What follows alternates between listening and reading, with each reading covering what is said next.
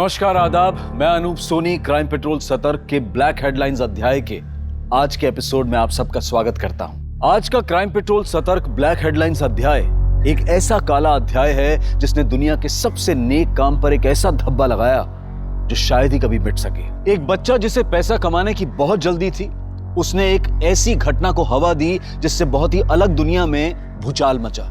और यह सवाल उठा कि जिन दवाओं पर हम अपनी जिंदगी और सेहत के लिए निर्भर रहते हैं, क्या वो सही हैं?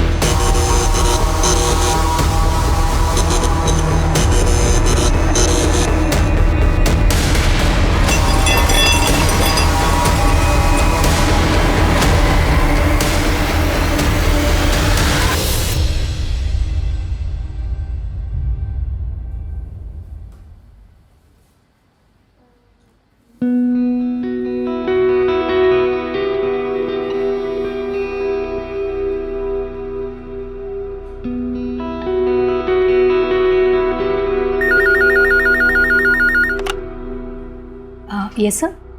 ओके, आप जा सकते हैं। Thank you. Excuse me ma'am, yes, ये आपके लिए। Thank you.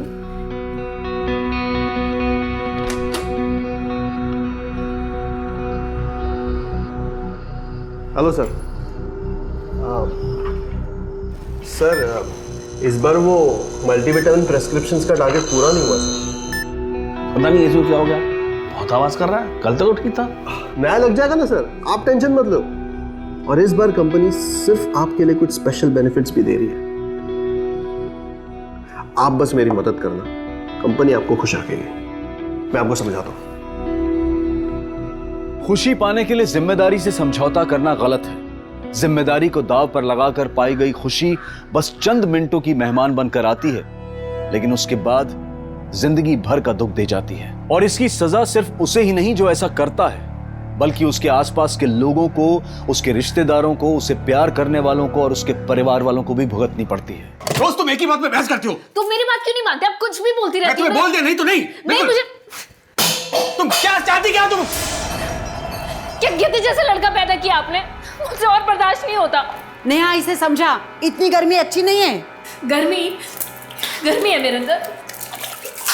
लो, अब ठीक है, हो गई मैं ठंडी। पर पहले ना अपने बेटे को समझाओ, मेरी एक बात भी नहीं मानता है वो। सुरेश, अरे नाश्ता तो करके। सुरेश, एक दिन इसे छोड़ के रास्ते पे फेंक देगा ना वो, तभी पता चलेगा उसे।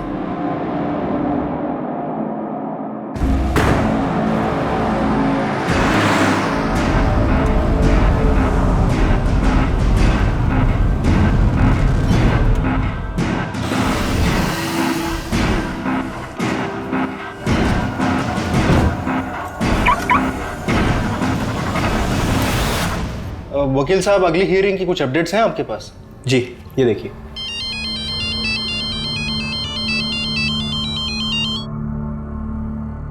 अच्छा, मुझे लगता है हमें वो दूसरा पॉइंट सामने रखना चाहिए ताकि हमारा केस और स्ट्रांग हो जाए और हमारे जीतने के चांसेस बढ़ जाएं। आप टेंशन मत लीजिए, वो हम लोग मैनेज कर लेंगे। क्यों सुरेश, थोड़ा टाइम बाय करते हैं? मुझे लगता है कि नेक्स्ट डेट अगर इसी महीने की हो तो हमारे लिए और बेटर रहेगा। देखिए, हम वो ट्राई करेंगे कि हम इसी महीने। सर चाय। हटा यार।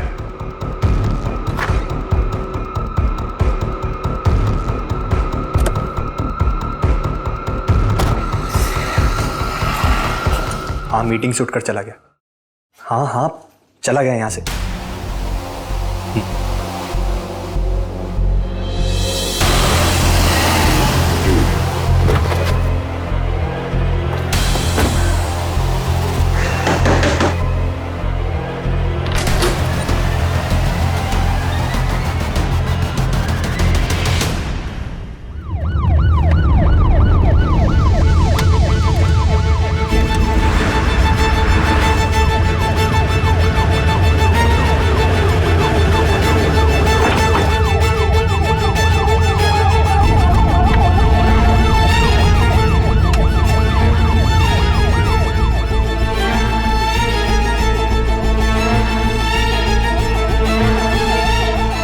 लगता है ये गाड़ी काफी टाइम से यहीं खड़ी है।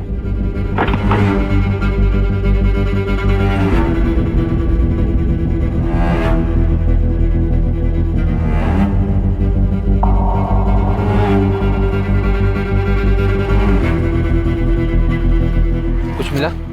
नहीं सर, कुछ भी काम का नहीं है। आरटीओ से कंफर्म करो ये गाड़ी नंबर किसके नाम पर रजिस्टर्ड है। जी सर। ओके, ठीक है।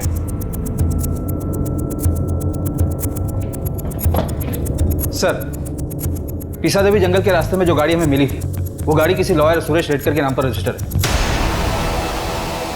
उसका फोन भी स्विच ऑफ है।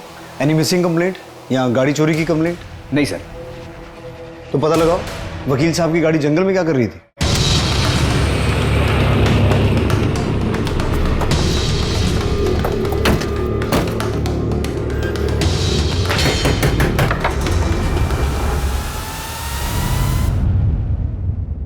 मिसेस रेडकर, हो ये कौन है? वो नेहा है, मेरे बहन की बेटी है, इधर ही रहती है। सुरेश रेडकर आपका? मेरा बेटा है वो। क्या हुआ? यही तो हम आपसे पूछना चाहते हैं। शहर के बाहर उसकी गाड़ी मिली है। गाड़ी मिली है? वो तो ठीक है ना? यही तो पता करने हम यहाँ आए। वो तो 5 दिन से घर पे आया ही नहीं है, फोन भी नहीं आया उसका। मैंने सोचा काम के लिए नासिक पुणे गया होगा। 5 दिन से आपका बेटा घर नहीं आया, उसका फोन नहीं आया, ना ही आपने उसे ढूंढने की कोशिश की और ना ही उसके गायब होने के बारे में पुलिस में कोई कंप्लेन की। आपको बताकर तो जाता था ना वो। आजकल के बच्चे माँ को कहाँ कुछ बताते हैं। शादी हो गई, बगल में सुंदर सी बीवी आ गई तो माँ का क्या है। मुझे पक्का खातरी है कि उसी से परेशान होकर वो घर से गया होगा। बहुत जिम्मेदार लड़का है मेरा। मेरे पति के जाने के बाद पूरी फर्म उसने संभाली है, मेरे बेटे ने, और बिजनेस बढ़ाया है उसने सर। और एक मेरी बहू हमेशा उसका सर खाती रहती है और अपने भाइयों के पीछे घूमती रहती है घर घर घर घर। उसे तो लगता है उनके जो 2 भाई है ना उसके, उनकी शादी की जिम्मेदारी भी मेरी। हाँ, समझ गए। जिस दिन सुरेश घर से गया था उस दिन भी घर पर कुछ हुआ था क्या? उस दिन तो सुबह से शुरू हो गई, वो नेहा के पीछे पड़ी थी। नेहा की माँ से बात मैं करूँ या आप करेंगे? क्यों बात करूंगा मैं? रोहित से शादी कौन करेगा? इतना गर्म दिमाग है, एक जगह नौकरी पे टिकता नहीं वो। हर 4 महीने में नई नौकरी। क्या है ये सब? ये क्या बोल रहे हैं आप? भाई है वो मेरा, बस उसका समय खराब चल रहा है अभी। नेहा से एक बार तुमने पूछा इस बारे में? नेहा से क्या पूछना, हमारे घर पे हमारी मेहरबानी पे रहती है बस वो। कर। नेहा, इसके भाई से शादी करने से तो मरना बेहतर है। रोहित तो रोहित, दिनेश भी निकम्मा है। नेहा, उसे समझा, मायके की चिंता छोड़ दे। अभी जिसके साथ घर बसाया है ना उसकी तरफ ध्यान दे। और फिर पता नहीं किस बात पे दोनों में अंदर जोर से झगड़ा शुरू हुआ। तुम क्या चाहती क्या? तुम क्या गिद्ध जैसा लड़का पैदा किया आपने? आपकी बहू, क्या नाम है उनका? निकिता। हम उनसे भी बात करना चाहते हैं। लगता है घर पर नहीं है वो। 3 दिन से मायके में जाके बैठी है वो। इन 5 दिनों में आपको कोई फिरौती का कॉल आया था? फिरौती का कॉल? नहीं, मुझे तो नहीं आया था। आपको गुमशुदा की कंप्लेन लिखवानी है? हाँ, जरूर लिखवानी है। जिस दिन गायब हुए थे उस दिन क्या कपड़े पहने थे सुरेश ने? वो तो हमेशा, मतलब ऑफिस जाते वक्त जो पहनता है वही। ठीक है, जब निकिता आ जाए तो उन्हें पुलिस स्टेशन भेज दीजिएगा।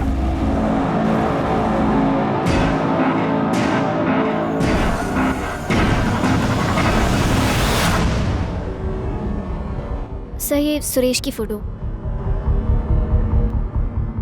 मुझे फॉरवर्ड कर दीजिए। जी। आपकी शादी सुरेश से कैसे हुई? वो तो आपसे उम्र में काफी बड़े हैं। उन्होंने कई बार मुझे अपने ऑफिस के पास देखा था, फिर शादी के लिए प्रपोज किया। आप दोनों? ये मेरे दादा हैं, रोहित और दिनेश।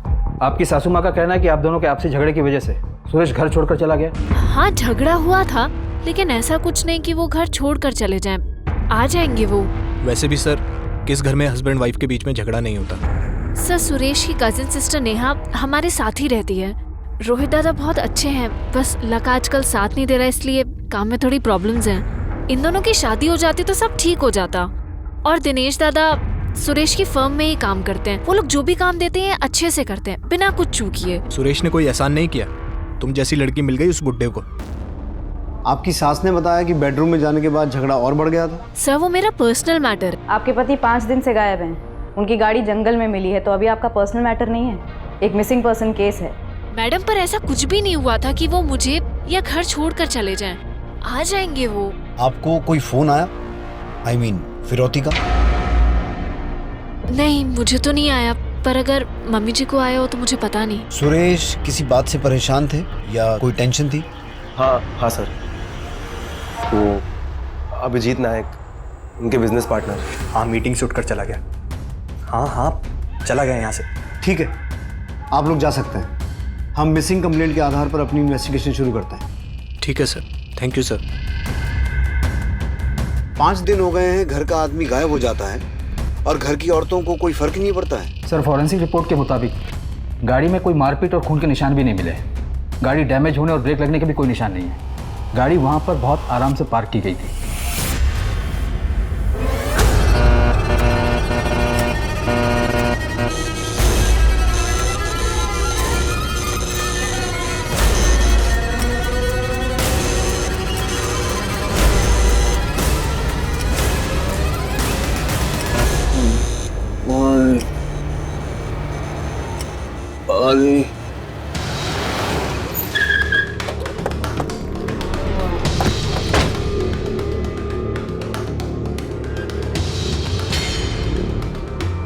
अभिजीत नायक, सर उस साइड।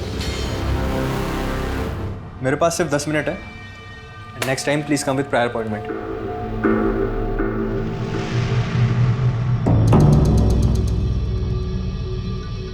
मुझे नहीं पता सुरेश कहाँ है।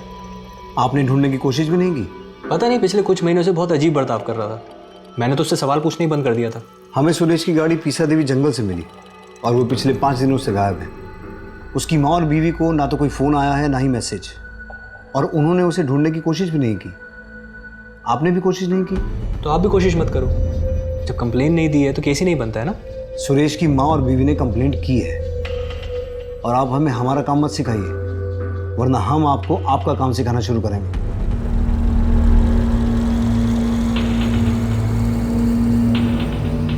इंस्पेक्टर, 2 दिन पहले मुझे एक कॉल आया था।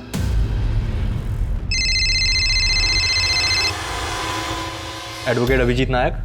सुरेश रेडकर हमारे पास है, जिंदा वापस आइए तो 25 लाख तैयार रखना। आपको किडनैपर ने कॉल किया था और आपने इसे रिपोर्ट भी नहीं किया, और किडनैपर ने आप ही को कॉल क्यों किया? मैंने भी उसे यही सवाल किया, लेकिन मुझे क्यों फोन कर रहे हो? क्योंकि हमें औरतों से बात नहीं करनी। पर मेरा क्या लेना देना इससे? तुम उसके पार्टनर हो ना, पैसा तुम्हारे पावर में ही होगा। देखो सुनो, तुम्हें कोई गलतफहमी हुई है ऐसा कुछ? पैसा जमा करके रखना, फिर फोन करूंगा। हेलो, मैं आपको कह रहा हूँ मैं कोई पैसे नहीं देने वाला। मेरा इससे कोई लेना देना नहीं है। पंकज सर, सबसे पहले तो इस अभिजीत को जो किडनैपर का कॉल आया था उस कॉल को ट्रेस करो। ये केस सचमुच अजीब है। सुरेश के गायब होने से किसी को कुछ फर्क ही नहीं पड़ रहा है। औरतें आपस में झगड़ा कर रही हैं, पार्टनर को सिर्फ अपनी पड़ी है। रैंसम कॉल को कोई इतना कैजुअली कैसे ले सकता है? हो सकता है फिरौती का कॉल अभिजीत की ही साजिश हो, 25 लाख ऐंठने के लिए। ये लॉयर है, गेम प्लेयर भी हो सकता है। इसकी पूरी कुंडली निकालो। और सुरेश के कॉल रिकॉर्ड्स और फोन ट्रैकिंग रिपोर्ट का क्या स्टेटस है? आते ही होंगे सर। रिश्ते कभी एक दूसरे के लिए जान देने वाले तो कभी एक दूसरे की जान लेने वाले। सुरेश के रिश्ते बहुत अजीब थे। उसकी मां और उसकी बीवी ने अपने आपसी तनाव की वजह से सुरेश के गायब होने के 5 दिन बाद तक ना तो उसकी कोई पुलिस कंप्लेंट की और ना ही उसे ढूंढने की कोशिश की, और उसके पार्टनर ने भी यही किया। लेकिन क्यों? क्या सुरेश उन्हें अपनी जिंदगी में नहीं चाहिए था, या फिर सुरेश इन लोगों से इतना उकता गया था, परेशान हो गया था कि वो खुद इनसे दूर चला गया?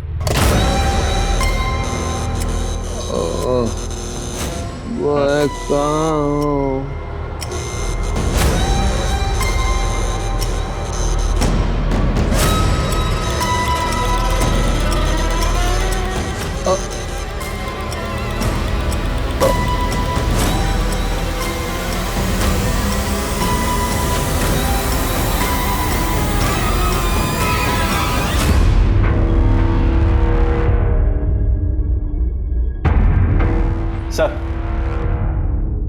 तो आज टाइम है आपके पास? सर एक बात है जो उस दिन मैं आपको बताना भूल गया था। एक और बात? जी, एक और बात। एक और कॉल? जी नहीं। देखो दिनेश, मैं ये सब नहीं कर सकता, लेकिन ये पेपर चाहिए किसको? सर निकिता को चाहिए, और किसको? निकिता को डिवोर्स पेपर चाहिए? पर क्यों? सर डिवोर्स देना चाहती है, इसलिए। और उसने कहा है कि इस बात की खबर जीजा जी को नहीं लगनी चाहिए। निकिता ने डिवोर्स पेपर्स मांगे थे? यस, निकिता और उसकी फैमिली सब मिले हुए हैं। डिवोर्स नहीं दिया तो ऐसे पैसे निकाल रहे हैं। ये इन्फॉर्मेशन फॉल्स ना निकले वकील साहब। लेकिन सर, निकिता ने हमें डिवोर्स के बारे में कुछ नहीं बताया। क्या सुरेश की माँ को इस बारे में पता है? बात यहाँ तक आ गई और मुझे पता भी नहीं चला। मेरे बेटे को कुछ हो तो नहीं जाएगा ना? मैं अभिजीत को बार बार फोन कर रही हूँ तो वो बोल रहा है कि कोई कॉल आया ही नहीं। वहाँ ऑफिस में एक कांस्टेबल पोस्टेड है, जैसे ही कोई कॉल आएगा हम आपको बता देंगे।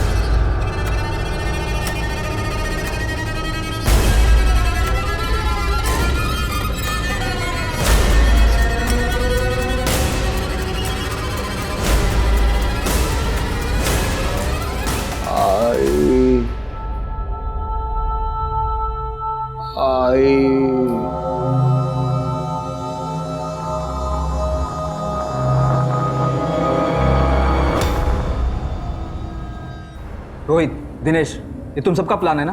कैसा प्लान? तुम अच्छी तरह से जानती हो निकिता। तुम हमेशा निकिता से अपनी मांग पूरी करवाते थे। नहीं सर, मेरी जॉब छूट गई थी, थोड़ी तंगी थी, तो सुरेश ने थोड़ी मदद की। मैं जॉब ढूंढ रहा था सर। मगर जब सुरेश ने और पैसा देने से इनकार किया तो तुमने उसे डिवोर्स की धमकी दी। लेकिन मैं उसे डिवोर्स नहीं लेना चाहती थी। और वो फिर भी नहीं माना तो तुमने उसे किडनैप करवाया, राइट? ऐसा कुछ नहीं है सर, हमने कुछ नहीं किया है। ये आइडिया तुम्हारा था या फैमिली के दबाव में आके किया?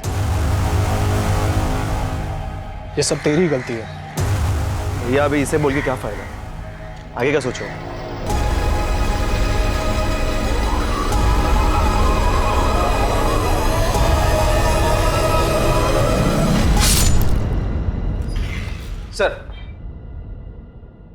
सर, जिस दिन सुरेश गायब हुआ था उस दिन ज्यादातर मिस कॉल निकिता के ही थे, और उसी दिन सुरेश ने एक अनसेव्ड नंबर पर 2 बार कॉल किया था। मैंने पता किया, वो नंबर किसी नारायण भाई महाराज का है। उनका अपना एक बंगला है जहाँ पर वो प्रार्थना और मेडिटेशन करवाते हैं, और लोकेशन भी दिखा रहा है कि सुरेश उसी एरिया में था। सर, ये देखिए सर, सोशल मीडिया से मिला। बुला लो इसे। बुलाया है, आज आउट ऑफ टाउन है, कल आएगा। ये खेल कुछ समझ में नहीं आ रहा है। सुरेश की माँ लता को कुछ पता ही नहीं है। वो सिर्फ सुरेश की बीवी निकिता पे इल्जाम लगा रही है। निकिता के बारे में अभी बहुत कुछ पता चलना बाकी है। और ये अभिजीत, ये तो मुझे शुरू से ही गेम प्लेयर लग रहा है। पंकज, तुम इस बाबा के बारे में पता करो। दीपा, तुम और मैं चल के जरा निकिता से बात करते हैं। नेहा, कुल मिला के कितने जमा हुए हैं? सब मिला के कुछ 8-9 लाख हुए होंगे।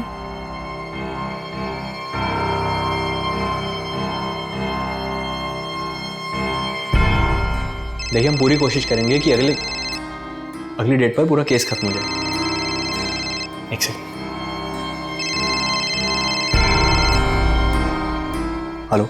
हेलो अभिजीत, मैं सुरेश की माँ बोल रही हूँ। जी माँ जी, बोलिए, कैसे फ़ोन किया? फिर से किसी का फ़ोन आया था क्या?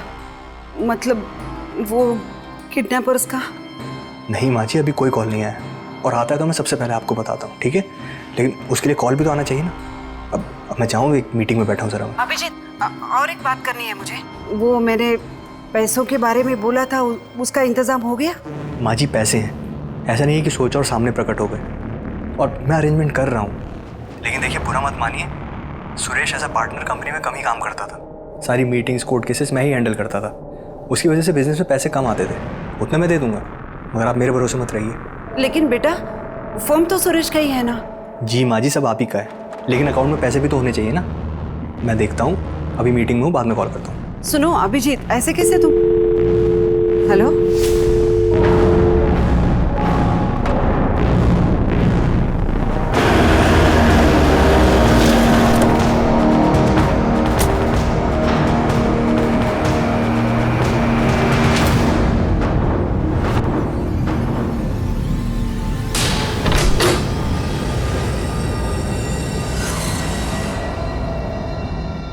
महाराज।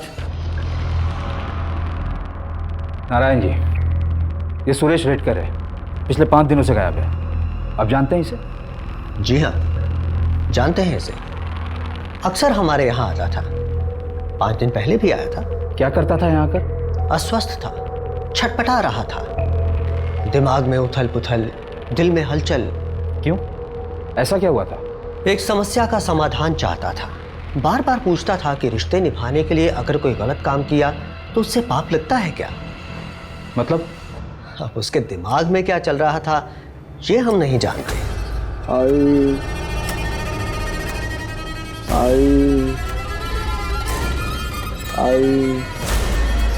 सोचा बेटा, आराम से सोचा। मुझे माफ करना पूरब दिशा, रिश्ता निभाना पूरब दिशा।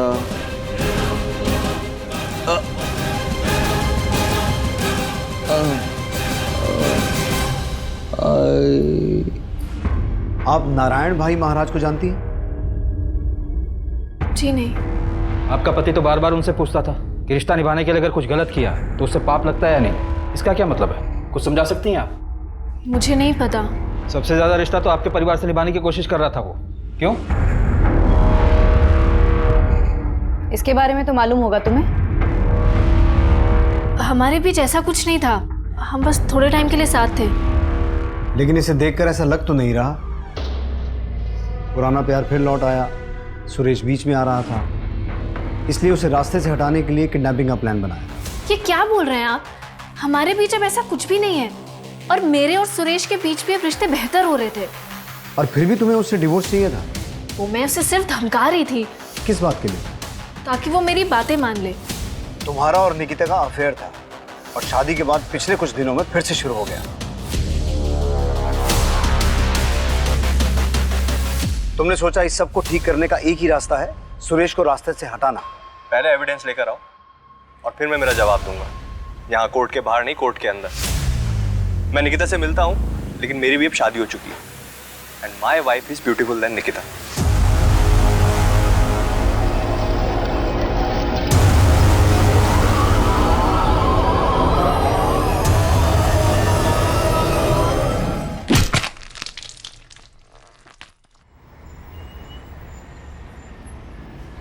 देखो अभिजीत, बस मेरे लिए ये काम कर दो, उसके बाद मैं तुमसे और कोई काम नहीं बोलूंगी। निकिता, इस फर्म में ऐसे टेढ़े काम नहीं हो सकते। और वैसे भी ये फर्म तुम्हारे महान ससुर और पति के आदर्शों पर चलता है, मेरे नहीं। अभिजीत, तुम इतना नहीं कर सकते मेरे लिए? उसने बोला है वो करेगा काम। कब? कितनी जल्दी है तुम्हें? एक काम बोला था, इतने महीने हो गए। साइड में रुको, उतरना है मुझे।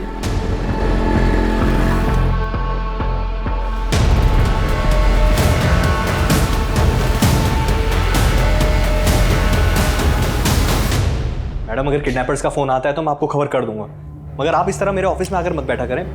क्लाइंट्स के सामने अच्छा नहीं लगता है। आप सुन भी रही हैं मैं आपसे क्या कह रहा हूं? अभिजीत के पास भी मोटिव तो है, ऑफिस, पार्टनर की बीवी। बस सुरेश को रास्ते से हटाओ, सब कुछ अपना। और रैंसम का एक ही कॉल आया, वो भी उसी को। जो नंबर से कॉल किया गया वो फर्जी डॉक्यूमेंट देकर लिया गया था।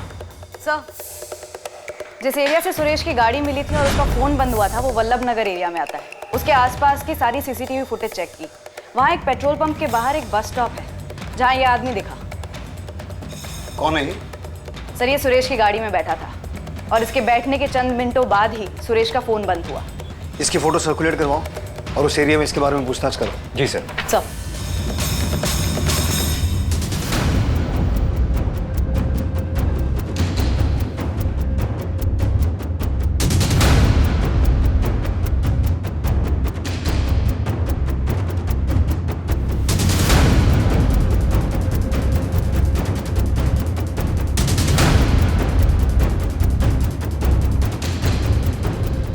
पुलिस ने उस अनजान आदमी को ढूंढने में पूरी ताकत लगा दी, लेकिन उस वक्त तक जिन पर भी पुलिस को शक था उनके खिलाफ पुलिस को कोई पुख्ता सबूत नहीं मिले थे, और उन्होंने भी उस अनजान आदमी को नहीं पहचाना, या शायद जानबूझकर पहचानने से इनकार कर दिया।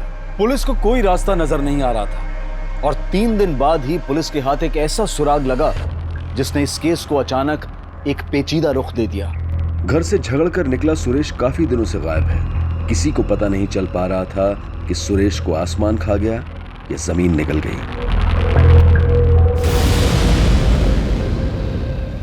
इस आदमी को देखा? ये आपके लिए। Thank you. कंपनी आपको खुश रखेगी। ये तो मेडिकल रिप्रेजेंटेटिव है, यहाँ आता रहता है। Medical representative? जी सर, यश नाम है उसका। उसका वही वर्किंग एरिया है जहाँ पर उसने सुरेश से लिफ्ट ली थी।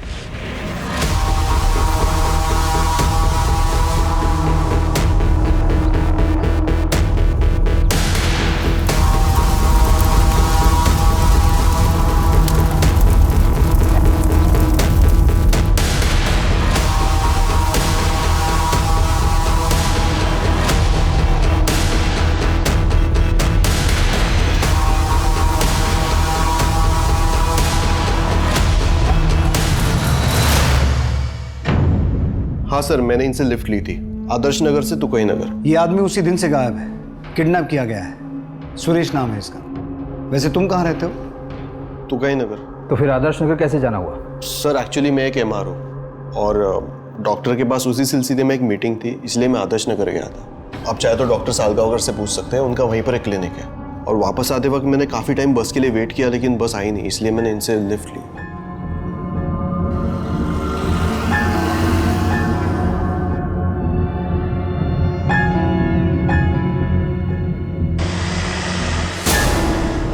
और जैसे ही तुकाई नगर आया, मैं गाड़ी से उतर गया। उस दिन कुछ अजीब बात हुई या फिर ऐसा कुछ नोटिस किया? सुरेश से बातचीत हुई तो उसने कुछ बताया कि वो कहाँ जा रहा है? सर उनसे तो कुछ बात हुई नहीं, वो पूरा टाइम चुपचाप ही थे। पुलिस अब इस केस में एक डेड एंड पर पहुंच गई थी। किसी के खिलाफ कोई सबूत नहीं था और ना ही कोई गवाह था। सुरेश का पार्टनर अभिजीत, उसकी मां लता, सुरेश की पत्नी निकिता, ये सभी शक के दायरे में थे, लेकिन पुलिस के पास इनके खिलाफ कोई सबूत नहीं था। और जहां तक यश का सवाल था, यह हो सकता था कि यश इत्तेफाक से गलत समय पर गलत जगह पर था, लेकिन यश सुरेश के साथ देखा गया आखिरी शख्स था, इसीलिए वो शक के दायरे में आ गया और पुलिस ने यश पर कड़ी नजर रखी।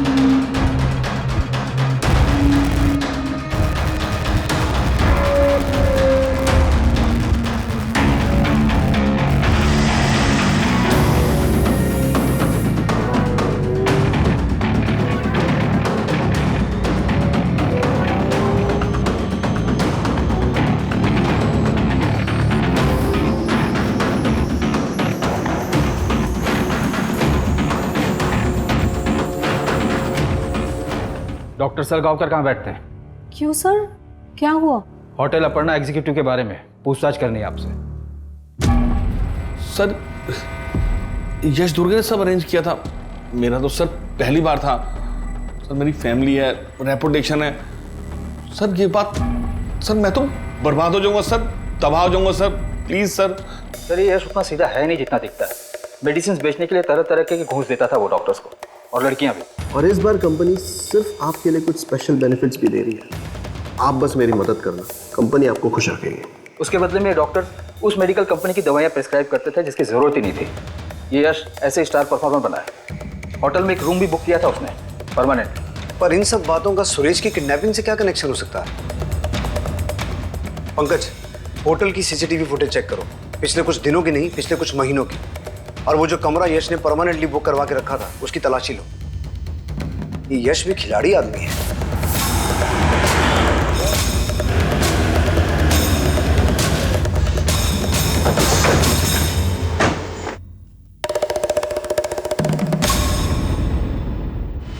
ये लड़का यहाँ आता था? हाँ सर।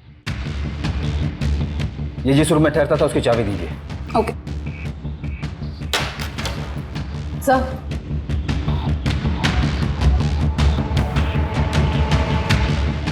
ये CCTV काम करता है? हाँ सर। इसकी फुटेज चाहिए हमें।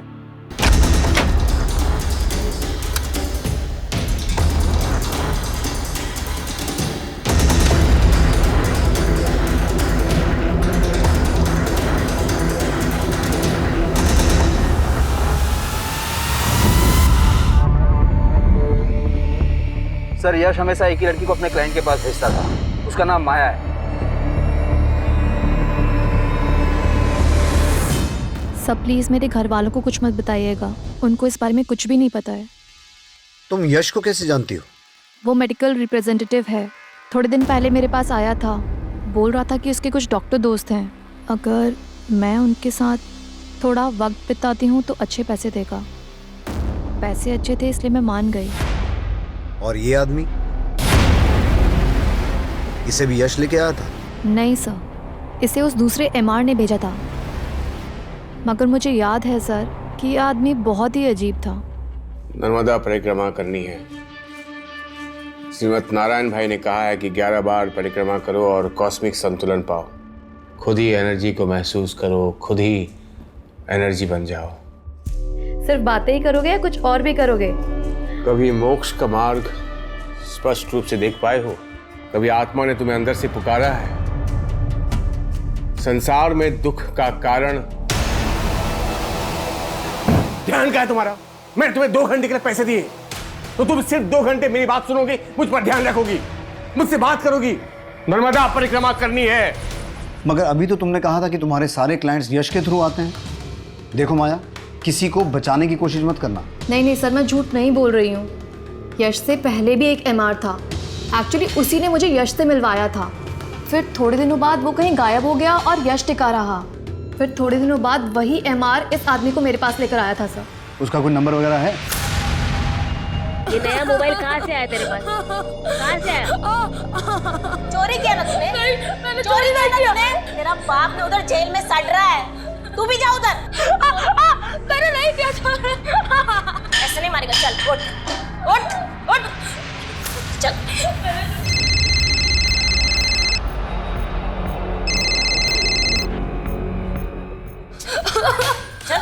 चल बता बता सर। आप मारिए मत उसे। सब ये मोबाइल पूछे इसे कहाँ से आया? इतना मेहनत करके ना इसको पाला बड़ा किया, हा? और ये बाप की तरह चोरी कर रहा है। अच्छा बेटा, नाम क्या है तुम्हारा? आयुष। अच्छा ये बताओ, ये मोबाइल कहाँ से उठाया तुमने? चोरी की क्या? साहब मैंने चोरी नहीं की, मैं सच बोल रहा हूँ। मैंने वो खुद के पैसों से खरीदा है। फिर तुम्हारे पास इतने पैसे कहाँ से आए? सर एक आदमी था, वो मुझसे पेट्रोल खरीदवाता था। साहब वो मुझे पैसे देता था, 2 लीटर पेट्रोल के 1000 रुपए देता था। वो हर बारी वो पेट्रोल से कुछ सामान जलाता था।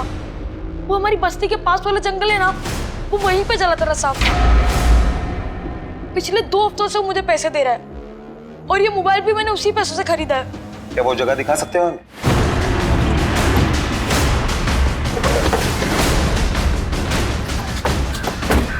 कहाँ पे बेटा? वहां पर।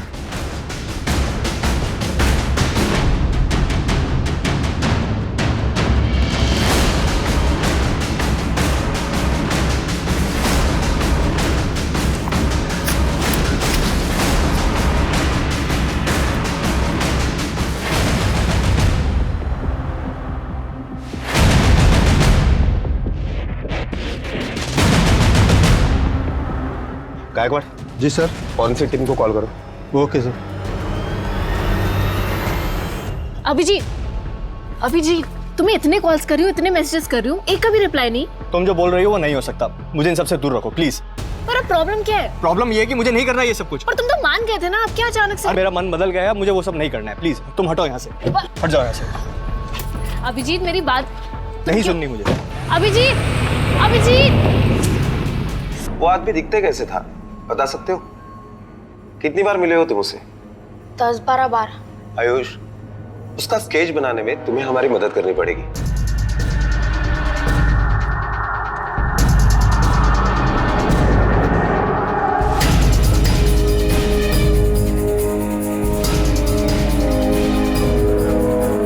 सर, क्रांति चौक पुलिस स्टेशन में एक केस की तहकीकात में इस आदमी का स्केच बना है।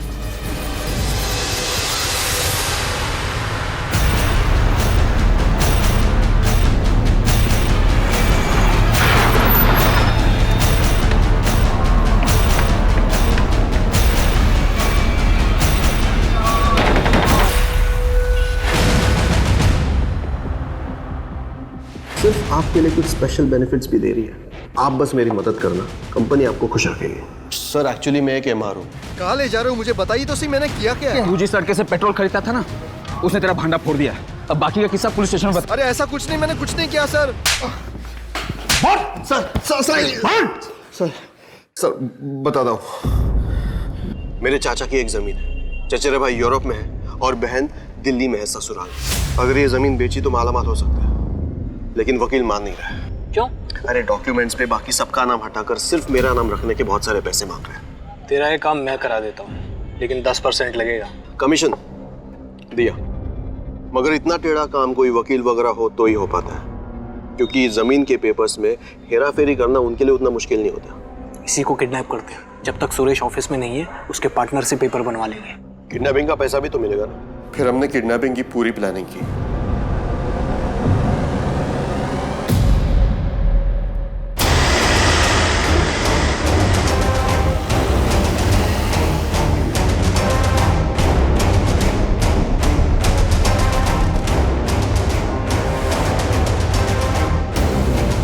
सुरेश, सुरेश,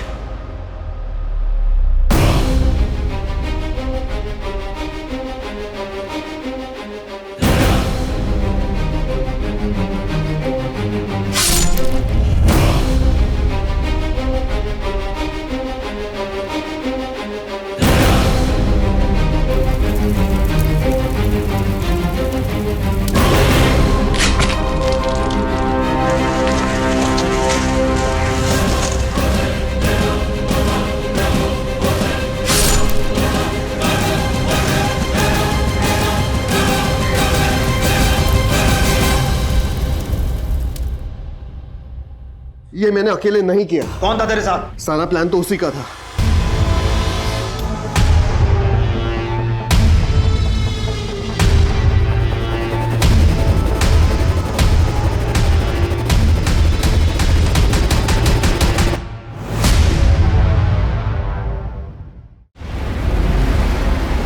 हाँ सर, मैं रोहित की बीवी थी, लेकिन पिछले ही साल हमारा डिवोर्स हुआ है। अब मेरा रोहित और उसकी फैमिली से कोई लेना देना नहीं है सर। ऐसा क्या हुआ था? बताने में भी शर्म आती है। रोहित आज अचानक होटल में लाने का अच्छा सुनो, तुम यहाँ 2 मिनट आराम से बैठो, मैं रिसेप्शन से होके आता हूँ बस, ठीक है? हाँ लेकिन तुम बताओ। मैं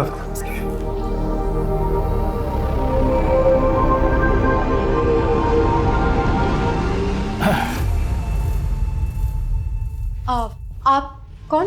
अरे आप तो यूं ही शर्मा रही हैं। आप नजदीक मत आओ। अरे आप तो खामखा घबराती। क्या बदतमीजी है? रोहित, रोहित, रोहित, अरे रोहित, तुमने इसे बताया नहीं क्या? मेरा टाइम क्यों बर्बाद किया? आप मुझे 2 मिनट दीजिए, मैं इसे समझाता हूँ सर। रोहित, देखो मेरी बात ध्यान से सुनो शिल्पा, ये बहुत बड़े डॉक्टर हैं, मेरा सारा काम कर देंगे। बस तुम्हें इनके साथ थोड़ा सा वक्त गुजारना होगा।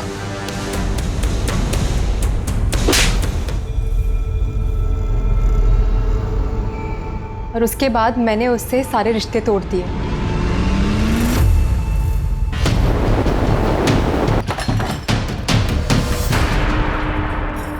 सर चल। अरे मेरे भाई, सर मैंने कुछ कहाँ ले जा रहे? चल।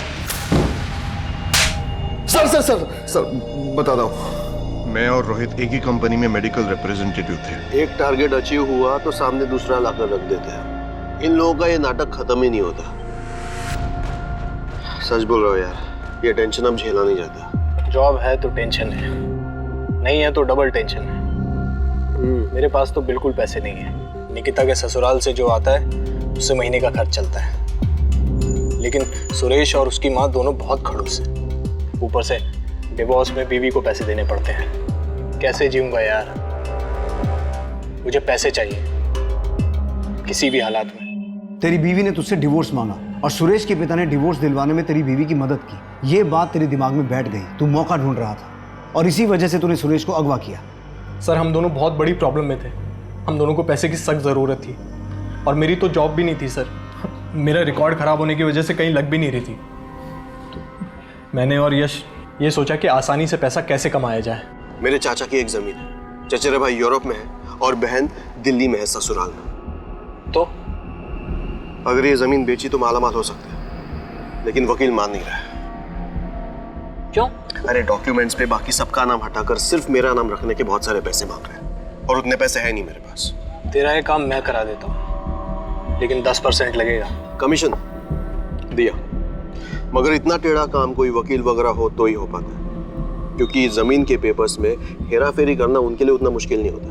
मैं जरूर कुछ कर सकता हूँ, बस ये डॉक्यूमेंट वाला काम हो जाने दे। अरे ये काम हो गया ना तो जिंदगी भर जॉब करने की भी जरूरत नहीं है। सर मुझे पता था सुरेश एक अच्छा वकील था, वो हमारी मदद जरूर करता। रोहित ये फ्रॉड है। मैं और मेरी फर्म ऐसे काम नहीं करते। नहीं, दूसरे की प्रॉपर्टी हड़पना चाहते हो तुम? शर्म नहीं आती तुम्हें? नहीं, तुम्हारी करतूतें मैंने निकिता को बता दी तो क्या सोचेगी? लेकिन सुरेश, हेलो हेलो, बस सुरेश को मना ले के पेपर्स तैयार कर दे। भाई के लिए इतना तो करेगी ना निकिता? हाँ ठीक है, मैं बात करके देखती हूँ। मैं तुम्हें 1000 बार कह चुका हूँ ये सब फ्रॉड है। तुम्हारा भाई लालच में अंधा हो चुका है। मगर आप उसके लिए इतना कर देंगे तो इसमें आपका क्या नुकसान हो जाएगा? ऊपर से उसका भला हो जाएगा ना। तुम्हारा और तुम्हारा भाइयों का दिमाग ठिकाने में नहीं है। पागल हो गए तुम लोग। मैं ये काम हरगिज नहीं करूंगा, हरगिज नहीं। ठीक है, अगर आप इतना सा काम नहीं कर सकते ना मेरे लिए, तो एक काम करिए, मुझे डिवोर्स दे दीजिए। इसी को किडनैप करते हैं। जब तक सुरेश ऑफिस में नहीं है, उसके पार्टनर से पेपर बनवा लेंगे। किडनैपिंग का पैसा भी तो मिलेगा ना?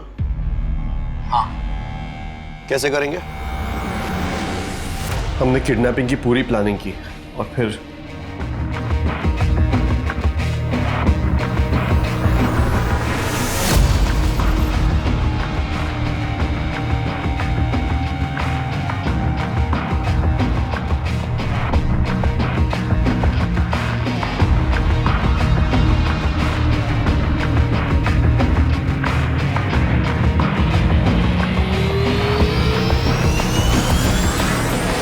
माँ, ये दवाई दिन में 2 बार देनी है। 2 इंजेक्शन 2 बार। सुन रही हो ना माँ? यार ये कर तो पाएंगी ना? अरे तू टेंशन मत ले, कर ली। माँ 2 इंजेक्शन 2 बार, ठीक है? हाँ। ओके चलो।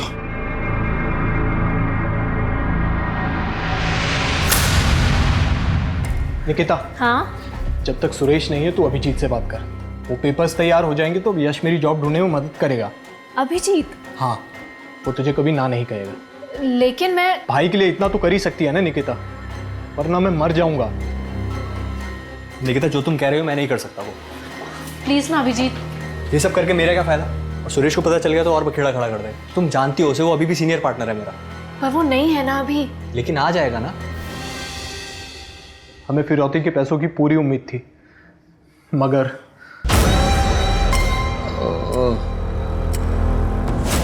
मैं कहाँ?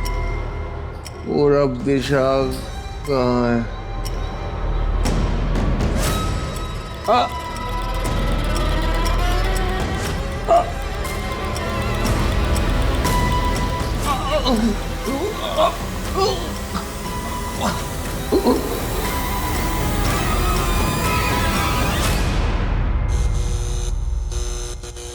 सुरेश, सुरेश शायद ड्रग ओवरडोज हो गया।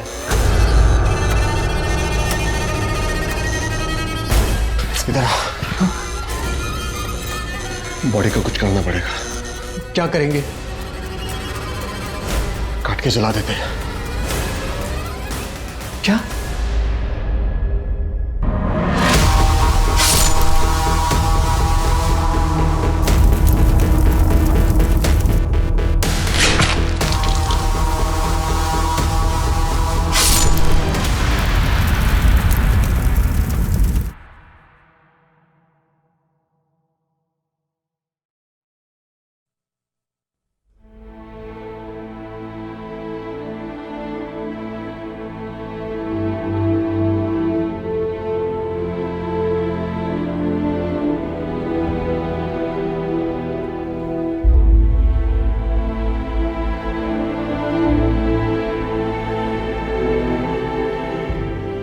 इस केस के दौरान मेडिकल प्रोफेशन की एक डार्क साइड सामने आई, जिसमें मेडिकल रिप्रेजेंटेटिव यानी कि एमआर और डॉक्टर्स तक सभी शामिल थे। रोहित ने अपनी बहन के साथ जबरदस्त विश्वासघात किया और उसी तरह से यश और उस डॉक्टर ने भी उन पर भरोसा करने वाले पेशेंट्स के साथ विश्वासघात किया। ये कहानी सिर्फ एक गुनाह की नहीं है, बल्कि रिश्तों में अपने ही लोगों द्वारा किए गए विश्वासघात की भी है। जैसे कि हर प्रोफेशन में भले और बुरे लोग होते हैं, वैसे ही मेडिकल प्रोफेशन का भी है। लेकिन इस प्रोफेशन के कुछ बुरे लोगों की वजह से लोगों की जिंदगियां दांव पर लग जाती हैं और पूरे प्रोफेशन का नाम बदनाम हो जाता है। लेकिन जो भी हो, अब हमें अपने मेडिकल प्रिस्क्रिप्शन और मेडिकल टेस्ट को लेकर चौकन्ने रहना होगा। ये सवाल पूछने होंगे कि ये डॉक्टर्स जो हमें लंबी चौड़ी दवाइयां लिखकर देते हैं, उनका इस्तेमाल जरूरी भी है या नहीं। लेकिन इसका मतलब ये नहीं है कि हम हमेशा दूसरों पर शक करें। बस हमें आंख बंद करके विश्वास करना बंद करना होगा। अगर हम सतर्क रहें, चौकन्ने रहें, तो हम इस मेडिकल फील्ड जैसे पाक फील्ड से इस बुराई को दूर रखने में कामयाब हो सकते हैं। अब मैं अनूप सोनी आपसे विदा लेता हूं। फिर मुलाकात होगी क्राइम पेट्रोल सतर्क के ब्लैक हेडलाइंस अध्याय में एक और नए केस के साथ। और याद रखें, क्राइम और आपके बीच में सिर्फ इतना फर्क है कि आप कितने सतर्क हैं। सतर्क रहें, सुरक्षित रहें। जय हिंद।